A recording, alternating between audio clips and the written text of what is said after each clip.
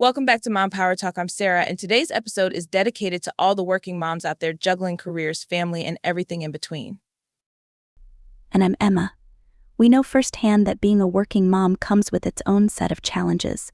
Today we're sharing real stories from working moms, our experiences and the experiences of moms we know, along with practical tips to help you navigate the working mom life. So, whether you're a new working mom, a seasoned pro, or just curious about how others manage it all, this episode is for you. Let's dive in. Let's start by acknowledging the obvious. Being a working mom means you're juggling a lot. It's not just about balancing a career and family, but also finding time for yourself.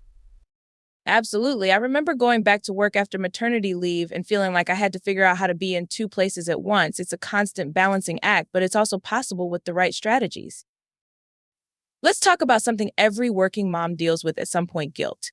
Whether it's missing out on a school event or not having enough time for work, the guilt can be overwhelming. Oh yes, mom guilt is real. But one thing I've learned is to give myself grace. No one can do it all perfectly, and it's okay to not be everything to everyone all the time. One of the biggest lessons I've learned as a working mom is that you can't do it alone.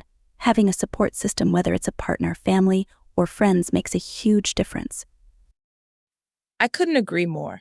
There were days when I felt like I was barely holding it together, and having a friend or family member to lean on really helped. Don't be afraid to ask for help. It's not a sign of weakness. Setting boundaries is crucial for working moms. Whether it's at work or at home, learning to say no to extra tasks or demands can be a lifesaver. Yes, I remember when I started saying no to last-minute meetings that cut into my family time.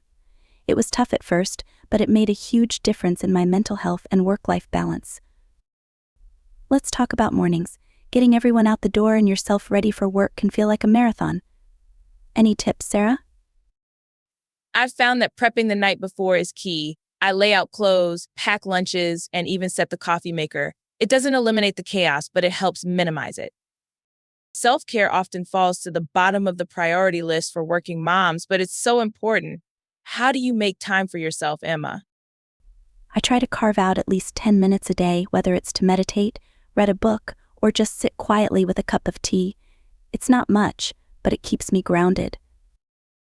As a working mom, you have to be flexible because life doesn't always go as planned. There have been days when I've had to leave work because my kids were sick or something came up unexpectedly. Yes, those unexpected moments can throw a wrench in your plans. I've learned to be upfront with my boss and colleagues about my situation as a working mom. Transparency helps everyone understand the realities you're dealing with. Time management is crucial when you're trying to balance work and family. Do you have any go-to strategies, Emma? I swear by time blocking. I schedule everything from work tasks to family time into blocks on my calendar. It helps me stay organized and ensures I'm prioritizing what matters most. Weekends are precious for working moms, but it's easy to let them slip away without really enjoying them. How do you make the most of your weekend, Sarah?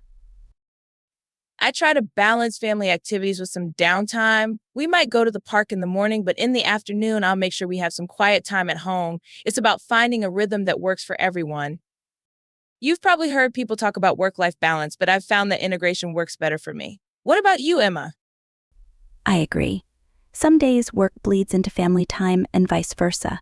Instead of trying to keep them completely separate, I focus on integrating the two in a way that feels manageable. Flexible work arrangements can be a game changer for working moms. Whether it's remote work or flexible hours, having that leeway can make all the difference. I was fortunate enough to negotiate a flexible schedule after my second child was born, and it's been a lifesaver. It allows me to manage school pickups and still get my work done. Many working moms feel like they have to choose between their career ambitions and family life, but I believe you can have both with the right mindset and support system.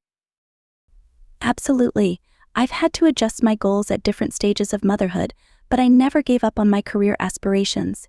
It's about being flexible and giving yourself permission to grow in different ways. Workplace expectations can be tricky, especially when you're balancing motherhood.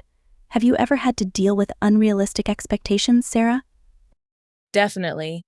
I've had moments where I felt pressure to stay late or take on extra projects, but I had to learn to advocate for myself. Setting boundaries and managing expectations at work is essential.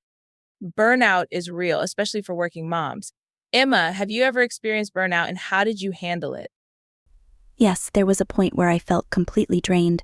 I had to take a step back and prioritize my health. I started delegating more at work and asking for help at home, which really made a difference. It can be easy to lose sight of your personal passions when you're juggling work and family.